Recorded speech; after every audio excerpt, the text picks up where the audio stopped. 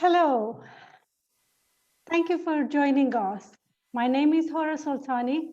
I am Professor of Maternal and Infant Health from Sheffield Hallam University. And here with my colleagues, we are going to share a summary of a project which is about helping new migrant pregnant mothers and their families to improve their health and social life. The project, which is quite timely actually, within this project, we are going to share some really interesting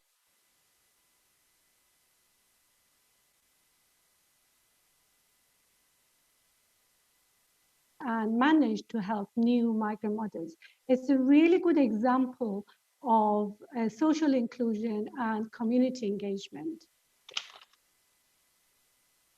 So just briefly, there is a series of videos that we have put together, basically within the 5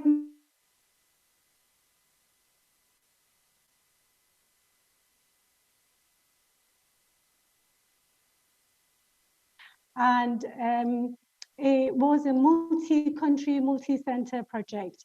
So I'm going to give you an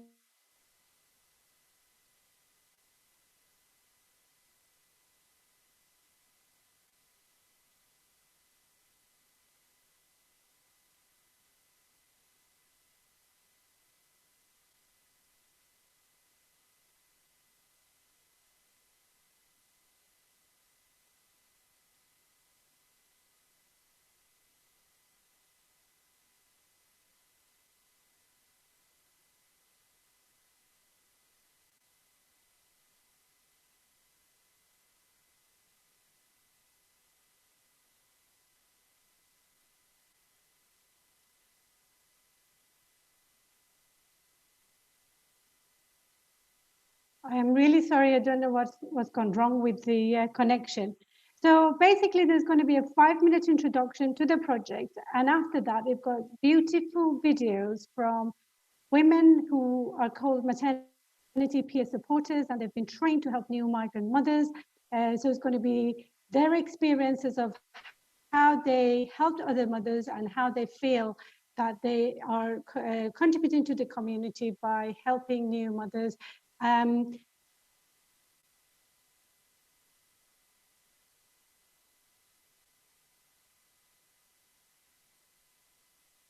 Mothers who were pregnant and their families.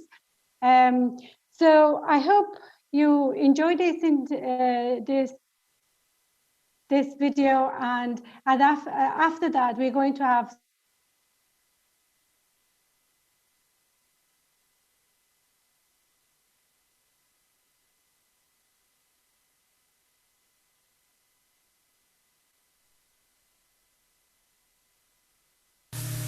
Good morning, and thank you for joining us.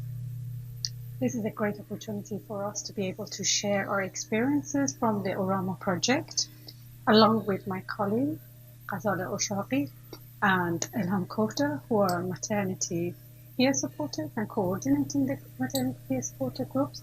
And our researcher, Dr. Katie Marvin Dole, we are going to discuss some of our experiences from the Orama project.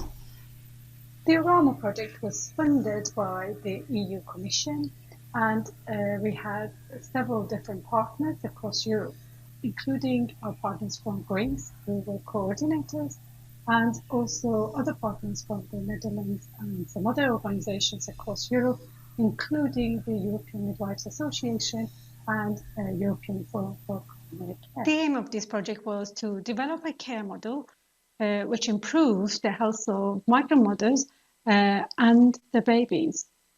The study was a multi-center one, including 3 sites. One was Sheffield in the UK, Athens from Greece, and Nijmegen from the Netherlands. It was started in January 2017 and completed in 2019. The study included 3 phases. In the phase 1, we looked at the extent of literature to see what is the evidence out there in relation to the experiences of migrant mothers who try to access healthcare, maternity care within European countries. We then, from the findings of those literature reviews, we try to develop an integrated care model, and also we developed training packages for, particularly for the healthcare professionals. We also tried to implement the model and see whether it was feasible to implement it in different European countries. The evidence showed that the migrant mothers need a kind of care that goes beyond their clinical needs, and it covers the psychosocial aspects of their lives. It's no good if we just address their clinical needs but ignore their lack of support, the fact that they are isolated, they have no family or friends to support them, and if it ignore issues related to their economical challenges or in fact their housing circumstances. So all of those factors are very important. So at the top of this integrated model that we thought it would be helpful was continuity of care, which seemed to matter to women a lot. Other factors that should have been included in the model is having a culturally sensitive, providing a culturally sensitive care, which is holistic. But also providing, it seemed that providing maternity peer supporters, cultural maternity peer supporters, would be helpful as part of an interdisciplinary care model. And this is what we actually came up with and tried to test implementation of that. We also developed culturally sensitive and trauma-aware care training packages for healthcare professionals, and we recruited maternity peer supporters. The volunteers were trained and were supported to be able to support migrant mothers. As part of this project, we delivered training for healthcare professionals and midwives in 3 study sites in the 3 different European countries. And this is a picture from Sheffield, our lovely midwives in Sheffield who attended our training sessions. The training sessions, this one was delivered by our researcher Helen Watson and Catherine Beck, who is one of our senior lecturers in Sheffield Hallam University. The training was evaluated positively, and the results are actually published now. And the e-course is free for all, and it's available through the Orama website, which are included the details of the link on this slide.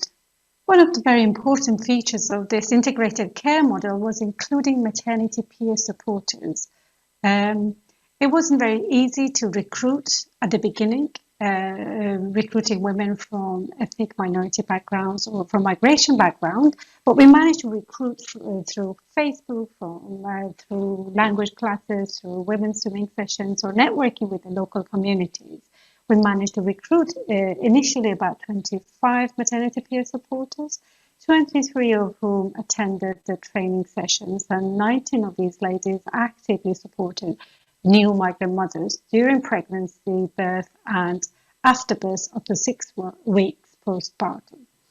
And it is really encouraging now to see that the group has expanded and continued its impact. I think there are about 40 maternity peer supporters in the group, and they have managed to continue their impact in terms of social inclusion and community engagement. There seem to be great and positive experiences in terms of reducing social isolation and bridging the cultural gaps.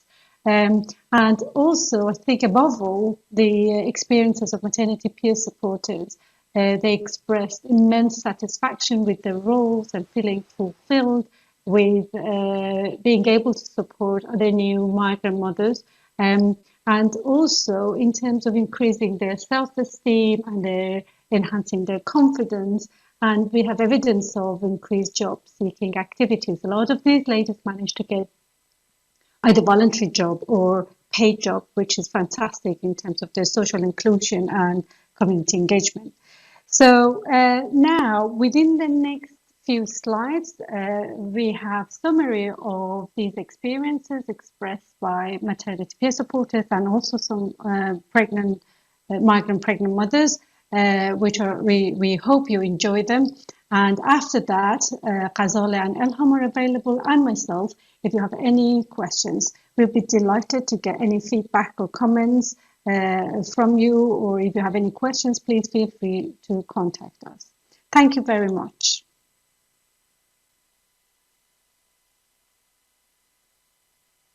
Support her with benefit. Sometimes they don't get enough money for her. We will support her with the time. Sometimes she don't know where to go. There is no family for them. Actually, raise awareness. I raised her awareness about the system, the healthcare system, and helped her to access these facilities. About help her with appointment with the GP and midwife, and hospital appointment for scan or any blood test, and for any health issues. And sometimes she phone me. She need help for her son. She can't understand the doctor or consultant. She phoned me many times. Visiting her at home, talking to her on the phone, sharing experiences. She had her first child, and I've got already 4 children. More confident to get her support from a real place, everywhere around her, like an area or anywhere around her. Hospital for her children to be in school, and what is next her GB, next her house, a GB or things like that, to let her get what she need.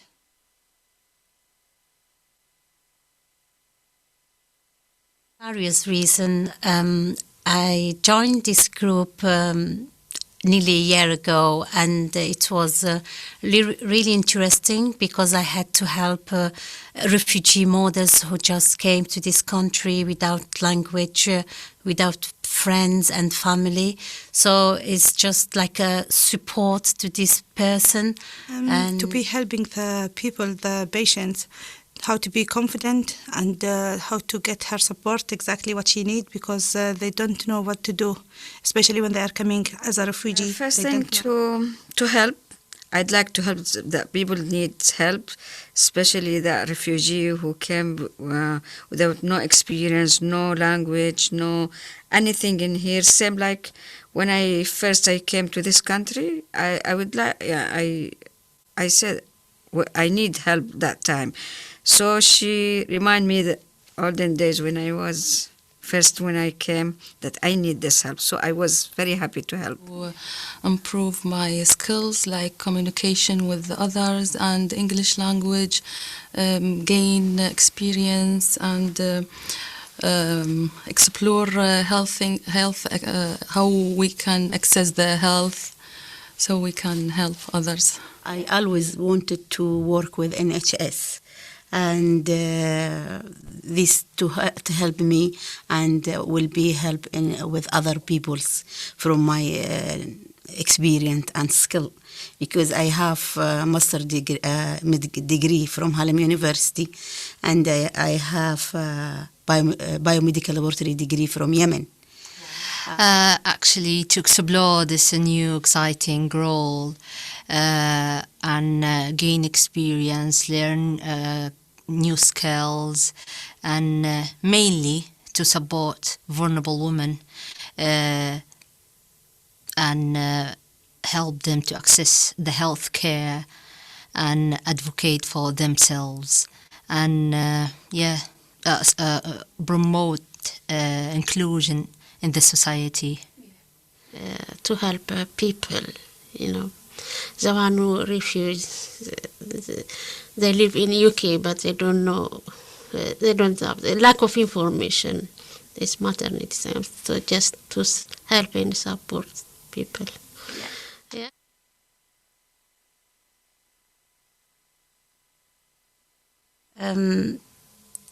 When the lady had her baby, this is very enjoyable. It brought happiness to me and her, and I didn't feel the support I've done. I didn't feel that such a very nice, even for her, it's like sister is beside her, because she can ring me anytime she wanted to. More than calling professional or a doctor, is just the relationship was more friendly and like family.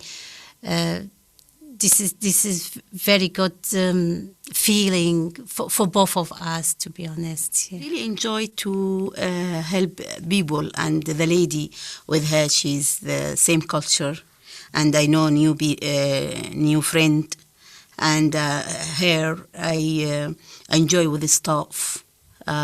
Is help and give support. It's really nice role. It is at the end of the day, you feel that you did something, you helped others, and it is really a great experience, and I really like the role. It is really needed. I enjoy to explore something new and different, like a new friend, new places, new culture. So that was very good for me. Yeah.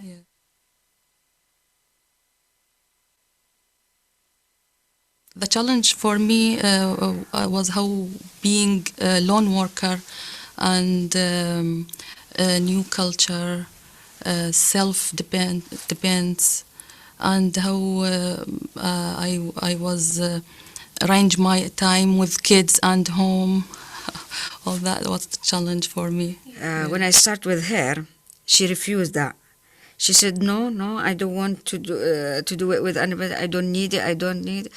So my challenge that I tried to tell her and explain with her, and her husband was there as well, and the nurse. But I told her, just try. If you feel that you're not comfortable with me and I'm not helpful or anything, just say stop, I don't want.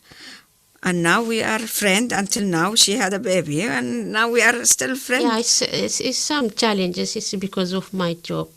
I've been working, I've been busy, and I was sick. I shouldn't be there for her. Being there on time whenever they call me. I mean, if it's arranged, I did my best to attend. But like in emergency or urgent matters, I wasn't always there actually. But yeah, I did my best to provide the support whenever it's needed, but not all the time. That's what makes it quite challenging. It's the feeling to help someone who was desperate, sometimes down, without family, for having a baby for the first time is emotionally depressing for the person. And when you are here and find yourself helping and bringing happiness and love and joke, sometimes for me it's a big challenge.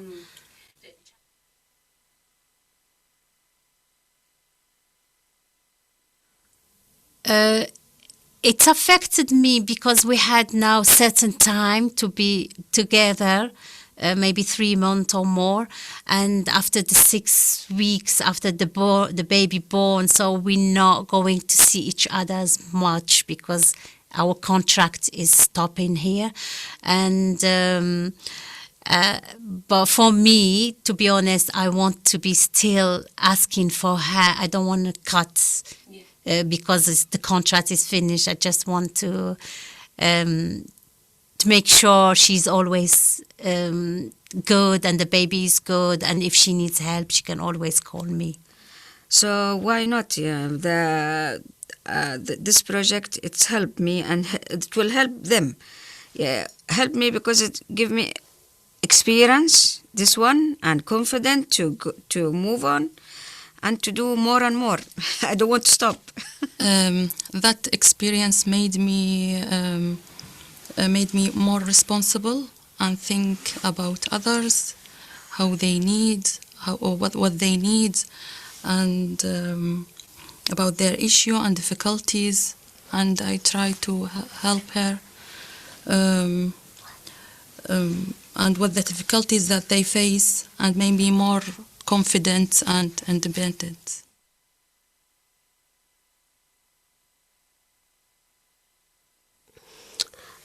I was nurse when I was Ethiopia, but in UK and Ethiopia, it's a different system.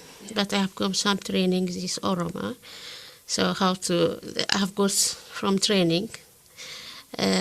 So I don't have any experience because this is a different way. So in different system. So I've got some training, and then I don't have any experience. But I've got experience after that now. Yeah. When finish the program, we go to the NHS in hospital to go to find some job in same related my job, and this is very good. I joined the Refugee Council as a volunteer, and I started to work as a volunteer with them, helping migrant women, more specifically in breastfeeding. We attended training in breastfeeding, and I started to become interested in this sector. I really liked it, yeah. I already now take the interpreting course to help in community public services, so I can interaction with them. The training, it was helpful.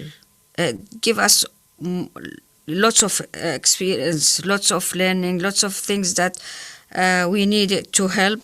So the training, it was very, very helpful, Yeah.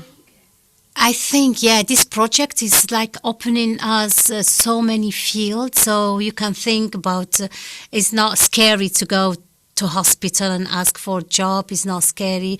They helped us to build our CV. We've got our NHS account. So it's very good experience. Yeah, I like it.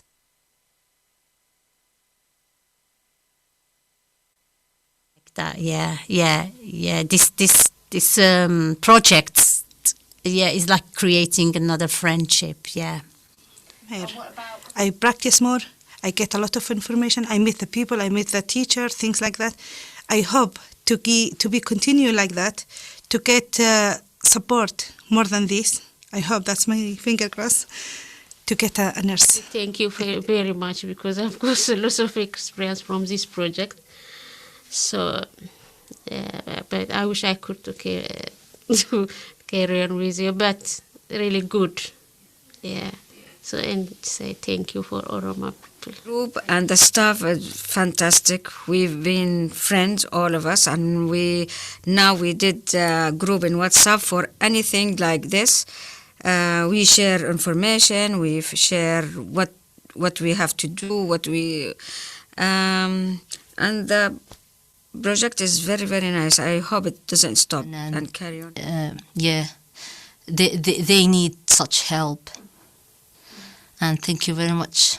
Hopefully this project will continue, not just ended in 2019. We are looking forward for this project to develop and continue and become, and the role of maternity peer supporter become a popular role in the society. Yeah, and 6 weeks now after giving birth.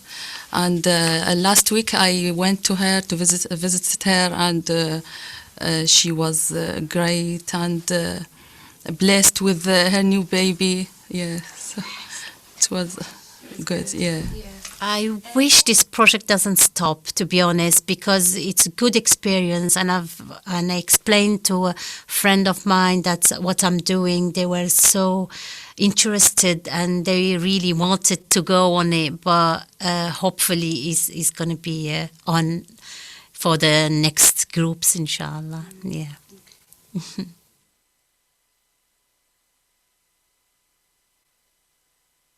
Project finished, these women didn't want to stop at that point, and they wanted to continue what they were doing and be useful for the society. So we continued our gatherings and our meetings with each other, to not lose our connections with each other, and to see what we can do and how we can continue this help that we were doing through the project afterwards. So we started a group that we call ourselves Friendly Mothers, and this we started promoting to other people friends and families and people that we knew that might be interested in being part of this group. So now we have about 40 women that are part of our group, and they are active and they are willing to help to others and be useful and active in the society. We have about monthly meetings that we gather together to update about what's going on outside, and opportunities that are coming, or if anyone needs help with anything that they can share in the group, and we can help each other. We also are active in social media, and we have a WhatsApp group that we all are part of it, and we update things through our WhatsApp group and chat with each other through our chat group, and we invite others that are interested in our group. They can be added to our WhatsApp group. We also invite other organizations and other professionals that are interested in this type of group that we have, these migrant women that are helping other vulnerable women and mothers, to come and give and let us know about opportunities they have and other works that they are doing outside that probably we can help them or they can help us to help people. And other than that, we also sometimes invite some professionals to come and talk about some topics that are issues in these days, especially for women, for about health issues that women and children might have, or families are having, and to update our information about what's going on, and have some links with some other organizations that they are helping us, or with Red Cross, with Forging Families, that they are really they were really helpful to us, because the university was supporting us as well, because the project with the university, and although it was finished, they still are helping us with our group. So we're really thankful to them as well. And this group is ready to help anyone that needs help.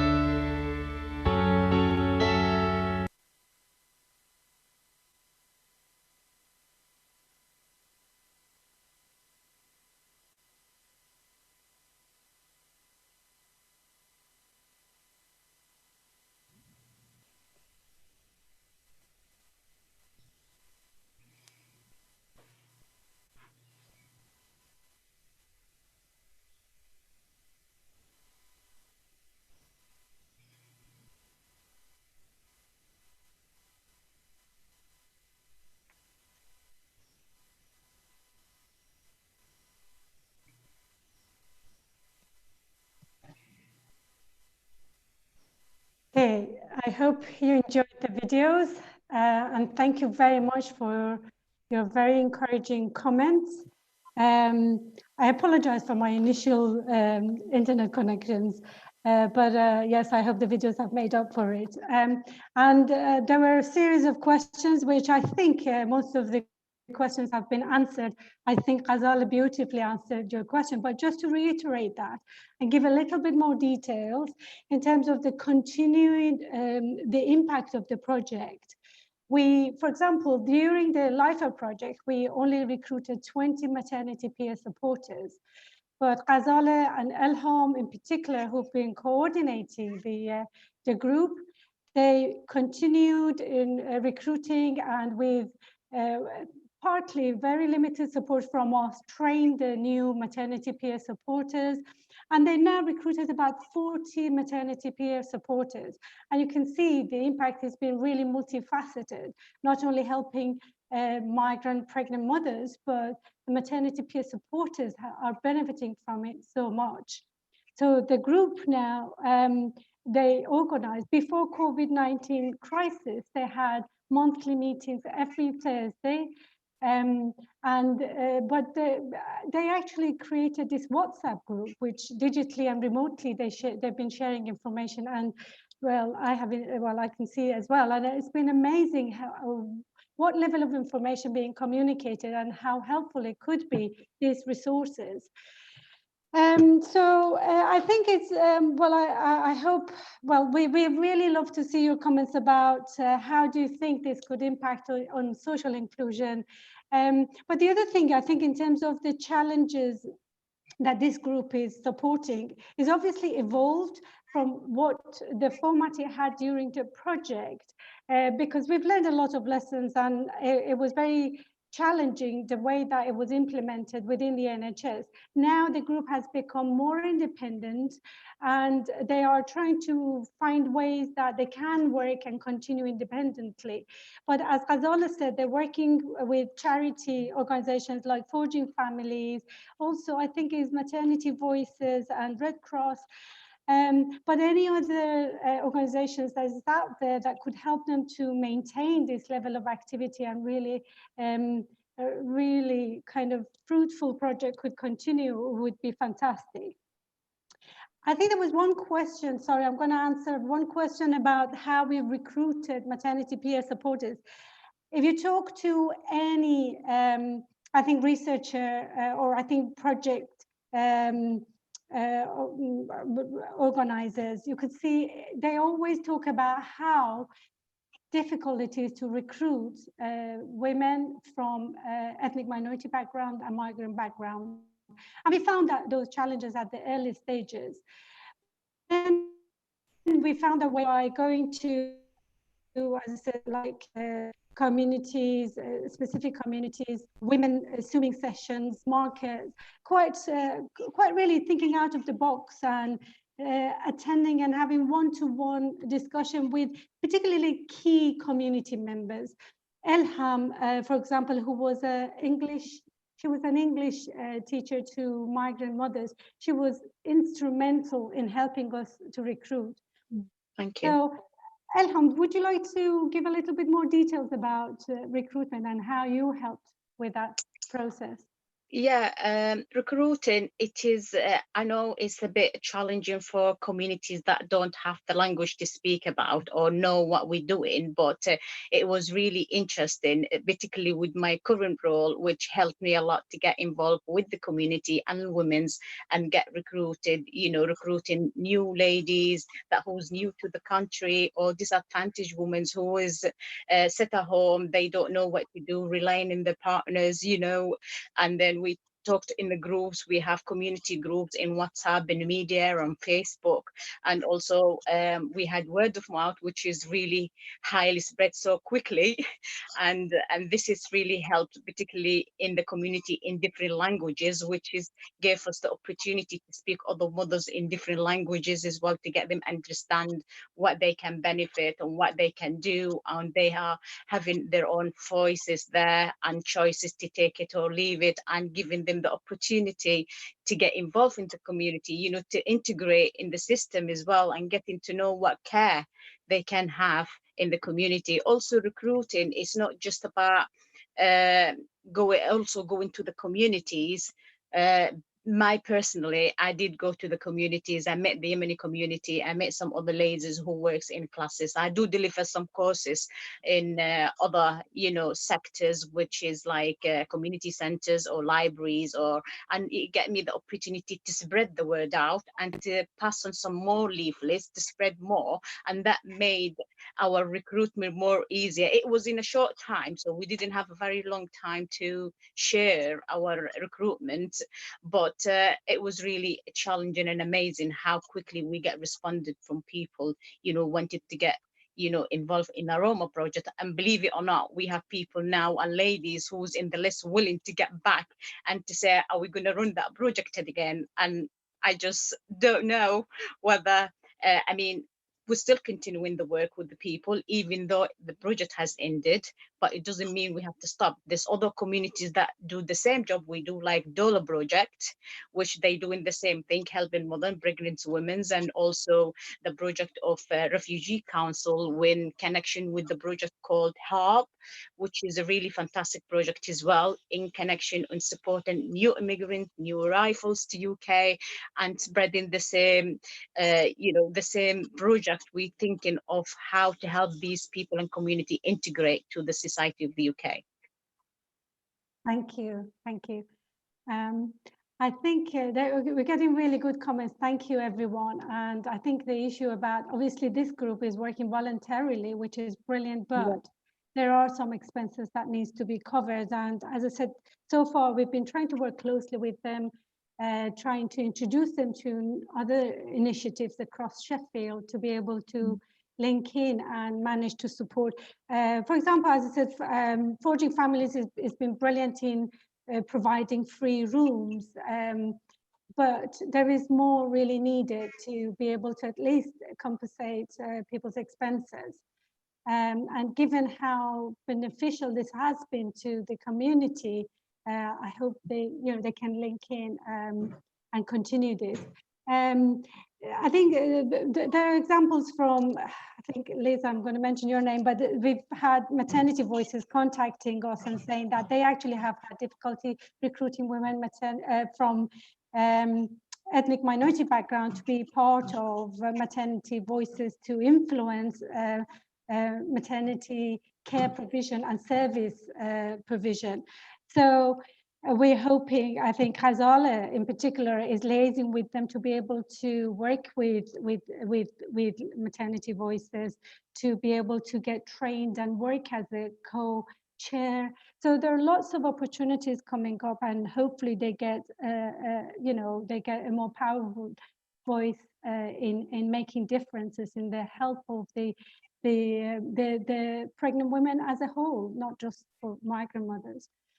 So in terms of continuing impact, Ghazala, would you like to give a little bit more details about your friendly mothers and how it came about and how you're continuing that?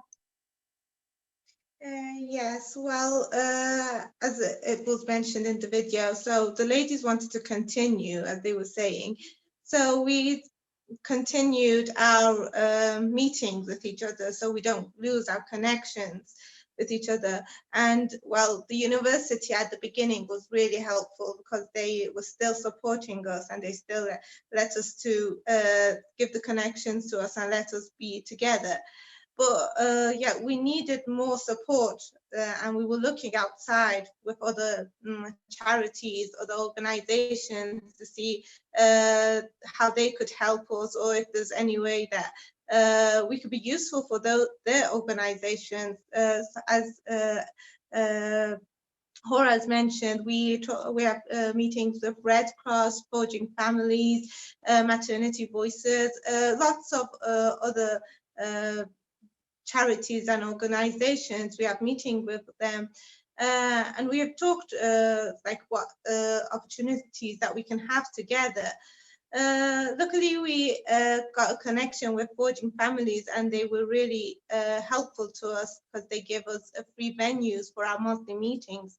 But the thing is that we still need more support because these ladies are all doing it completely voluntary, and they are, well, there's lots of expenses coming to these meetings and going, and as well as they really want to be part of it and be helpful for the society and the people, they know that they need help, but there's still some issues with them to coming and going. So yeah, we really need more support from other organizations or places. We have, I think we did do some trainings with Dola Project.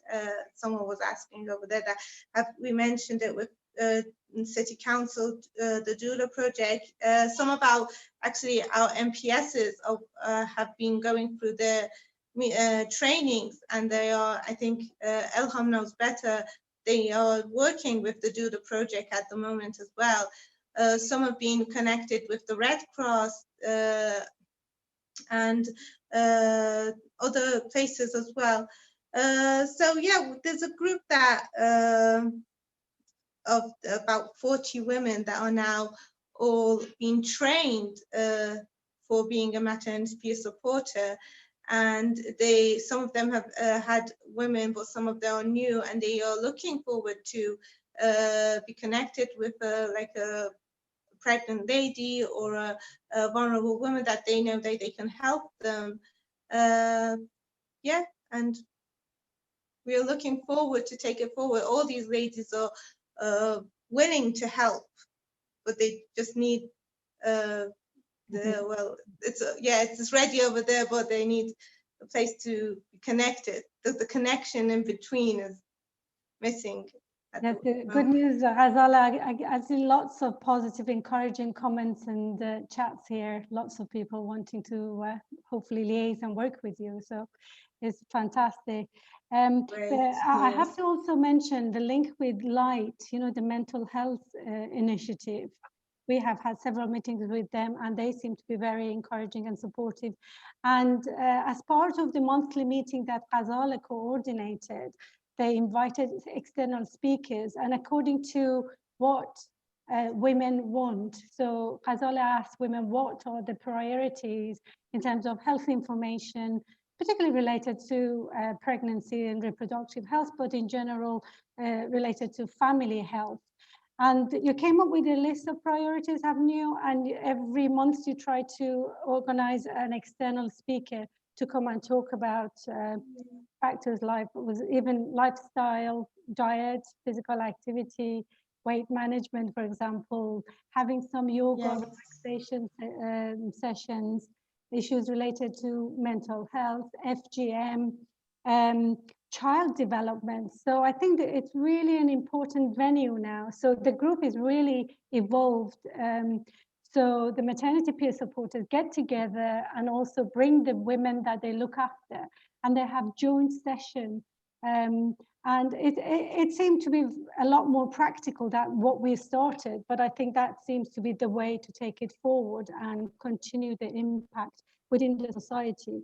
And as you said, I think the videos were expressing that in terms of how much more confidence it gave yourselves, because through this project we came across lots of highly educated ladies that they felt isolated. They didn't have the self-esteem or the courage to come out and talk about or get engaged in the community, and lots of them.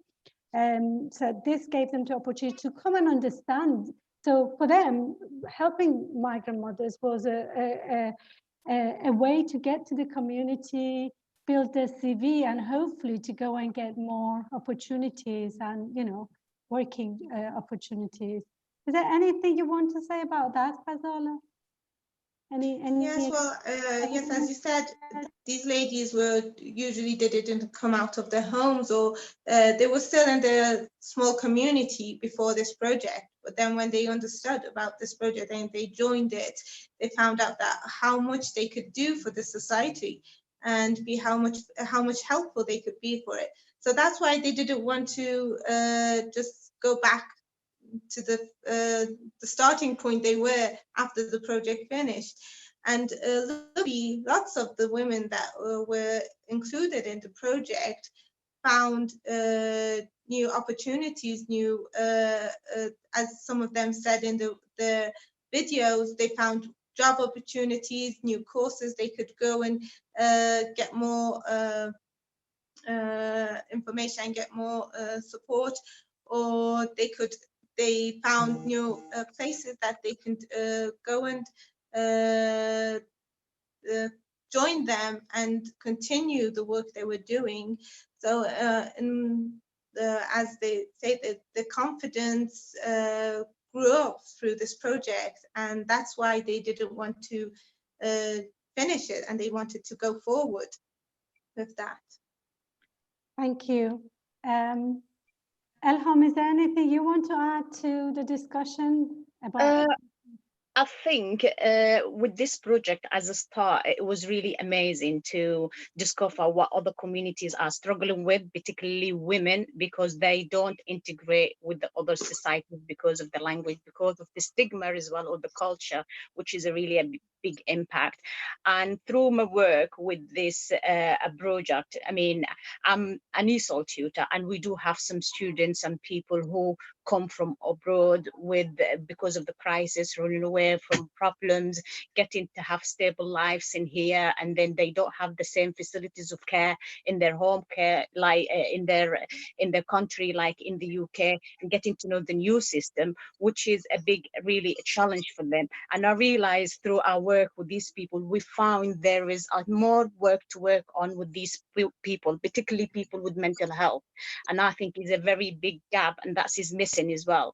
I mean, we tried to tackle some of the issues, but it's very hard with the community because of the culture stigma, and also because of the mental problem is sometimes it makes the woman feel disempowered, and this empowering gives that woman the low self-esteem, and also don't give her the chance to talk freely about what she feels or what they think in the UK. Well, she's got mental problem, or they're going to take her children of her. They don't. It's just like a misunderstanding of the situation as a whole, rather than give her that support. And this is, I think, need to be tackling, and something that to look at in the future. Maybe we can being involved with the DOLA. I could mention that that's not a problem, and also with the Refugee Council through the HARP project, where they are really doing really a good job. I know it's pandemic now, and it's very hard to get to with everyone and to get into the community, and I'm sure this pandemic has impacted really a lot in a lot of the communities, particularly women who's isolated at home from their home country, coming here to more isolation, to more problems, to more stress and anxiety, also feeling anxious about going out with family members. They don't have that freedom to speak what they wanted, but having us as a feedback from my some of my clients, feeling like it's not just helping women who don't speak the language. I have been working with clients who speak perfectly English. It's just new person who's new into the system, don't know where to go, what to do, what to tackle, what to do, direction, advice, and that's fair enough. So it's not always the language, it's also the mental issue need to be tackled as well. And I don't know. I mean, I'm sure we all found that as well. Yeah.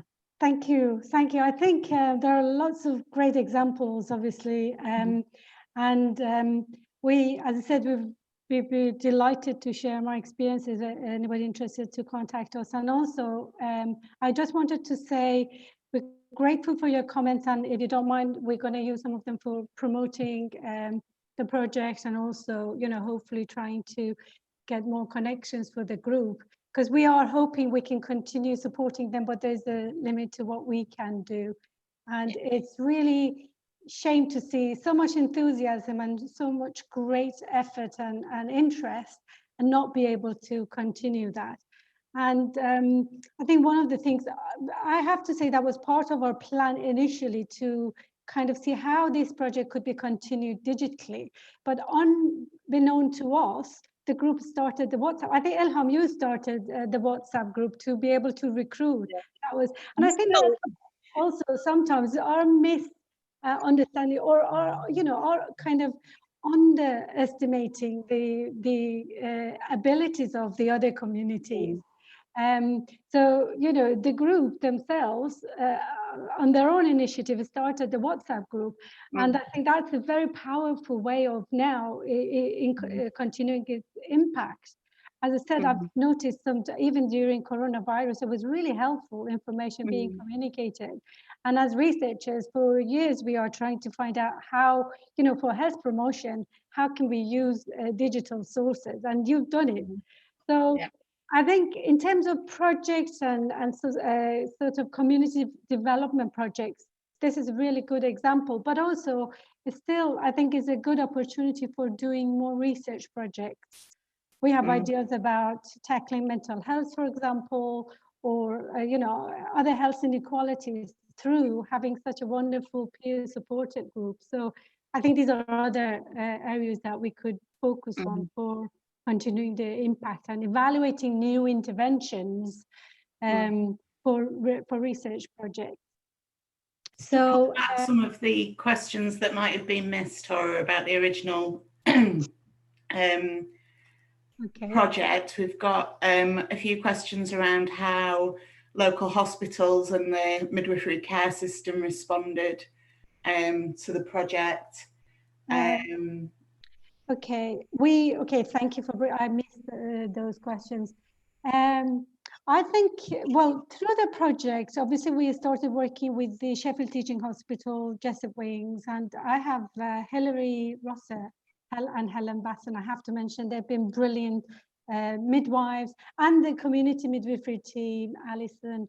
They've been brilliant in supporting us, really being supportive of the project. As I said, through my 5-minute introduction, we developed a training package, and they've been brilliant in implementing that and working with us. But it was extremely challenging, some of the aspects of trying to match the maternity peer supporters. I don't know if it's the right term, but there are lots of red tapes in terms of working with the NHS when you're, as a layperson, working and attending NHS, as you know, about the CBS check, and there are lots of challenges in trying to match lay people with the NHS staff. That's why I think the group is sort of moving away. So still, they are trying to continue their work, but in different ways. So rather than directly working, going to the hospitals and working with the midwives as a kind of completely linked in initiative with NHS, as I said, they try to work independently to minimize the demand on resources. For example, during the project, we had to allocate midwives to supervise the MPSs. Obviously, they had full training about under no circumstances they should not give any clinical advice. Their role was just to support.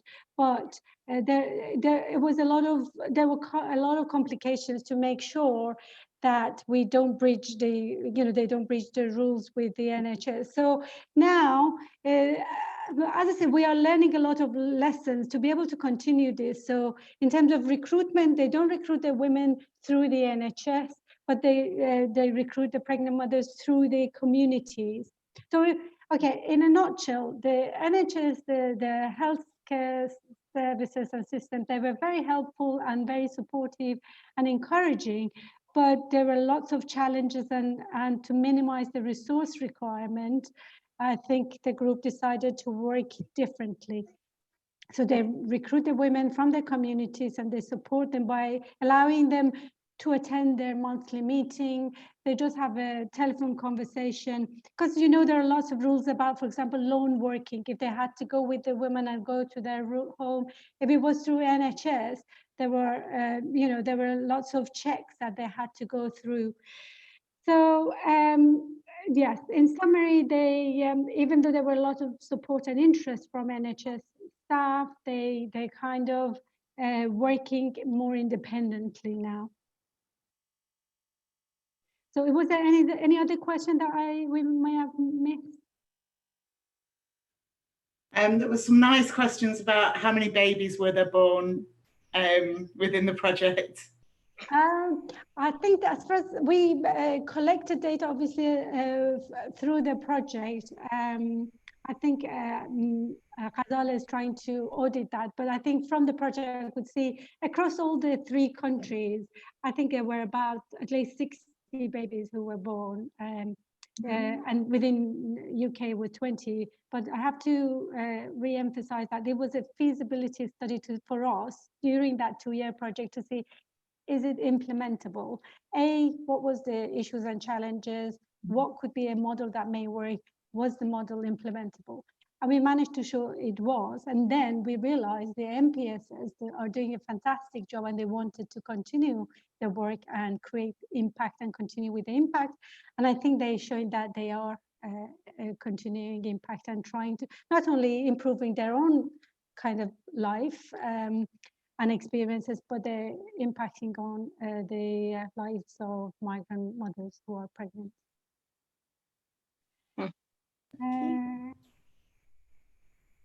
Sorry, I mean, I can see some interesting questions about research projects. Be delighted to discuss with you afterwards. You got my email, was on one of the slides. I'm going to post contact details. And the theme and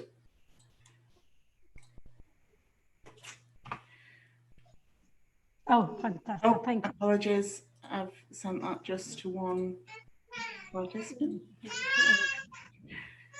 There we go.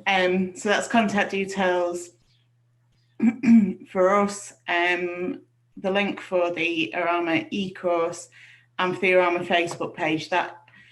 That was live for the length of the project, so isn't so much updated now, but it's got a series of newsletters that are quite interesting. And I just repeat that the e-learning package for the healthcare professionals is also on the Orama website. It's there, so please feel free to have a look. Any comments again will be appreciated, and please feel free to send it to others as well. And once more, apologies for my starting connection issues, but then please do feel free to contact us afterwards and let us know, give us more feedback and how we can continue this. Thank you very much. I think we've got 3 minutes, but is there anything else, Ghazala, Elham, Katie, you want to say? I've just seen one of the comments. One of audience was asking if they can contact me directly. I don't mind for anyone to contact me directly, and I'm willing to help to make changes to the people in the community and work together. I do have the opportunity to do that, and I think it's something is built up into my field, where I think MBS, working with the MBS, has opened me a really a great door where I am at the moment a health and social care tutor. So that's my new role after being an ESOL, but I still do have an ESOL tutor as well, in addition to that course. So very happy to work with others in my own initiative and work, if that's okay. Yeah. Thank you. Anything else? No, I don't think there's anything else there. Everything was being shared. Great. Thank you so much. Thank you for everyone for coming and listening to us. Yeah. Great. Katie? No? Yeah. No? Thank you, everyone. Okay, so thank you so much. Thank you for joining us. Thank you for your very valuable comments and your interest. Yeah. Thank you, everyone. Thank you. Thank you. Thank you. Bye. Bye. Bye.